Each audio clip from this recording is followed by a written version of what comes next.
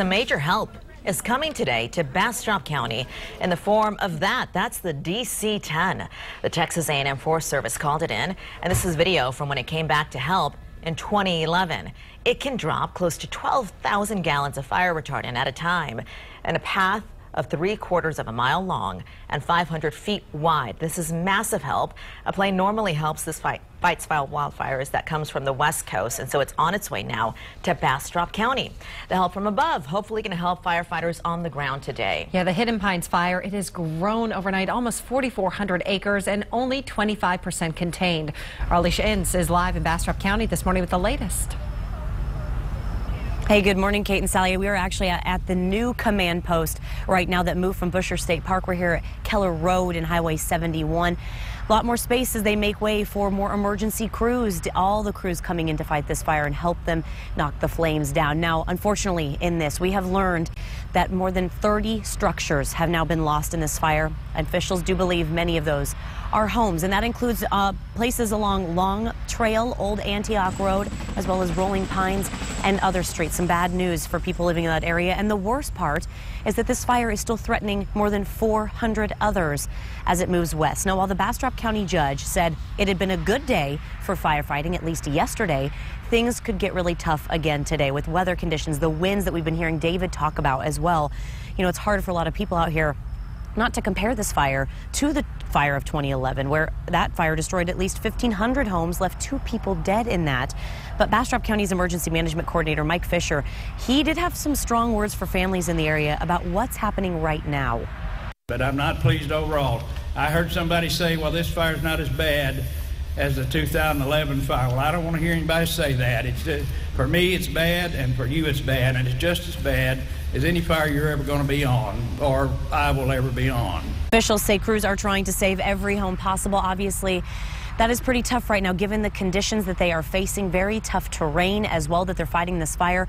It really does go to show, and we're going to talk about this in the next hour, the fact that defensible space around your home, cleaning up that brush, I know we've mentioned it before, it can really make a huge difference. Officials really urging homeowners to do that even right now as well. We're going to keep you posted with that coming up in the next hour. For now, we're live in Bastrop County. Alicia Inns, KXAN News. Alicia, thank you. And we're going to take a look at these pictures from inside the Hidden Pines fire. These were given to KXAN by a bulldozer operator working to clear the brush and put out the flames. Governor Greg Abbott declared Bastrop County a disaster area, and that opens up the door to federal aid. The governor made a disaster declaration yesterday and also applied for a grant from FEMA, which was immediately approved.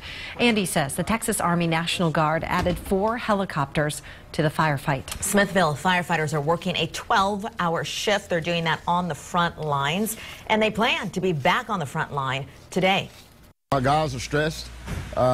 It's just a lot of stress, and I keep preaching to them just to stay focused. We're going to eventually knock this thing out with a little prayer from the good Lord and the citizens of Smithville. I'm sure that you've been inside of the station. You've seen all the support we have in this community. That's what's making us continue to fight for this community. And there are some ways that you can help those firefighters just by protecting your own home. Homeland Security and FEMA recommend that you clear the brush at least 30 feet from around your house, cleaning the roof, cleaning the gutters, especially in the fall when the leaves start to drop from the trees and they start to pile up. And have water ready. You should have a hose long enough to reach any part of your property, and you should fill up trash cans, tubs, and other large containers with water when a fire starts so that you have something ready to put out any kind of embers or spark that falls on your property. And because of all the smoke, Smithville ISD has canceled all outdoor activities, at least until further notice. Students cannot go outside for gym or recess. And I want to show you a photo of the high school band director's tower. There, you can see it is surrounded by thick smoke. Bastrop ISD is also monitoring smoke conditions at its school. For now, though, the home football game for Bastrop still on tonight, but they're playing over in Cedar Creek. And an update on the animals brought in from the Bastrop County Animal Shelter to the Austin Humane Society. Since our report last night, 40 animals have been adopted out for free. Those animals were moved because of the fire situation. Another 90, though, still need to be adopted. And livestock also being rescued. The Texas Animal Health Commission workers have gone to homes checking on which animals need to be moved and then taking them to safer areas. As we learn of more people losing their homes in the Hidden Pines fire, we wanted to let you know how you can help when you're watching those pictures and you're wondering what you can do. Here are 4 organizations that are taking donations right now, and all of it's going to go to the victims. That includes the Bastrop County Long-Term Recovery Program, Prosperity Bank, the Austin Disaster Relief Network, and the Salvation Army. You can find links to donate to each of those organizations right now on KXAN.com.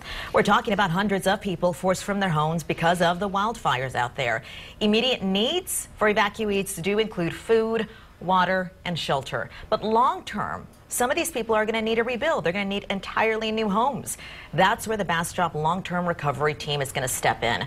The rebuilding teams, they were created back in response to the 2011 wildfires, and they began phasing out recovery efforts last year and reactivated when the floods happened. So now they're preparing for this kind of disaster. It was pretty much disbelief that they were without their homes, and when we came in as an organized organization, that was the first thing that we wanted to make sure that they understood, is that we were there for them.